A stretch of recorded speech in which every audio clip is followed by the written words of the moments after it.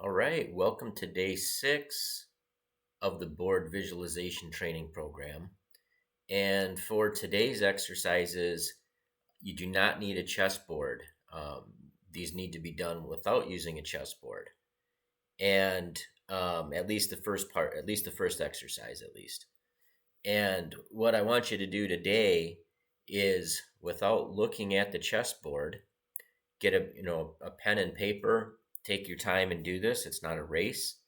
Um, Name all the squares that each knight and bishop can develop to from their starting squares, and also name or write down the color of each square.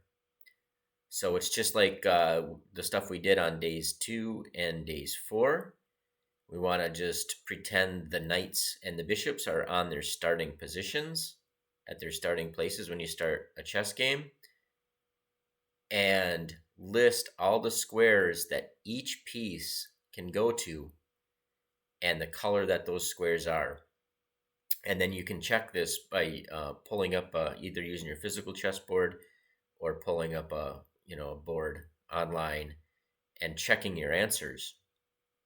And one thing I would suggest is, if you have trouble with the colors of the squares, maybe use that X-wing or extended corner idea that we have, where the X-wing on the right hand side either is white, and the X-wing on the left side of the board is black or dark squared.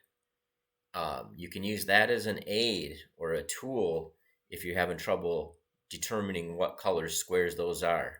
And what we'll do is, I would pause the video while you do this, and I'll just run through quickly how I would use that to assist me if I needed to for the color of those squares. And then, as part 2 of the exercises for day 6, I would suggest using the chess.com vision trainer or the Lichess coordinate trainer and doing 2 runs as white and 2 runs as black, just those standard 30-second runs like we did on the pretest.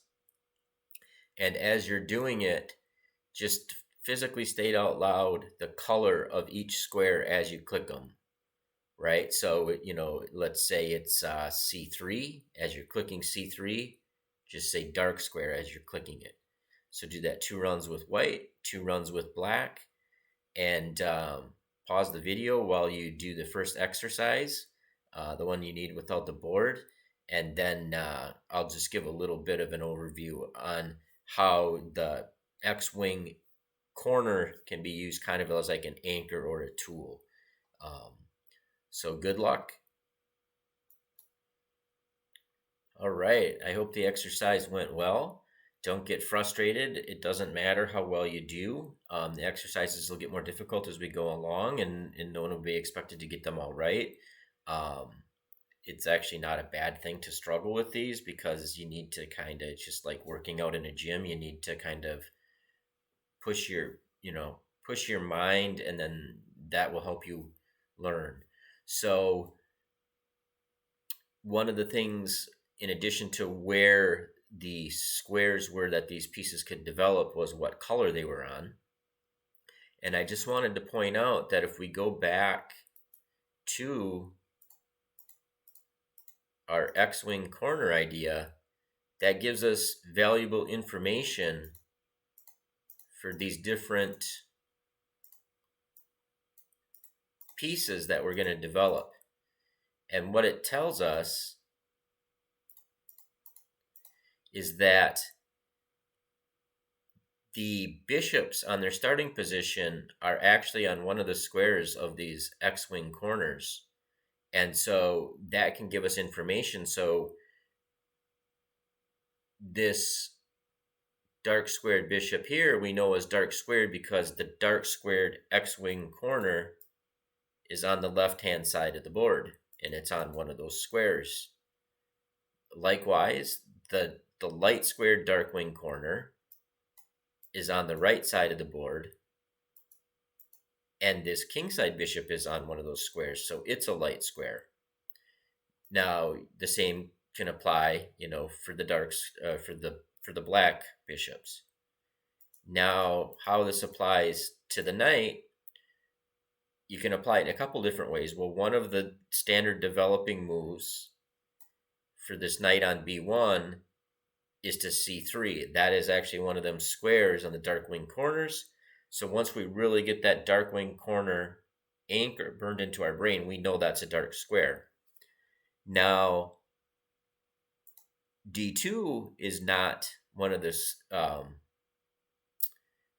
x-wing corner squares, but it is diagonal to it, so we can infer that it is a dark square. Another way we can determine that it's a dark square is that this knight is in between two of these x-wing corner squares, which are dark squares. So that lets us know that that knight is on a light square because it's in between two dark squares. And if the knight is on a light square, it can only go to a dark square. So d2 has to be a dark square. So one little additional piece of advice is we know that the queen is always on its own color. So we would know the queen is, starting position is on d1. So d2 therefore would be a dark square because it's, above a light square. So those are just a couple little tips on how to apply this X-wing anchor idea. And we'll see you tomorrow for video number 7, or I should say day number 7 of this training program. Have a good one.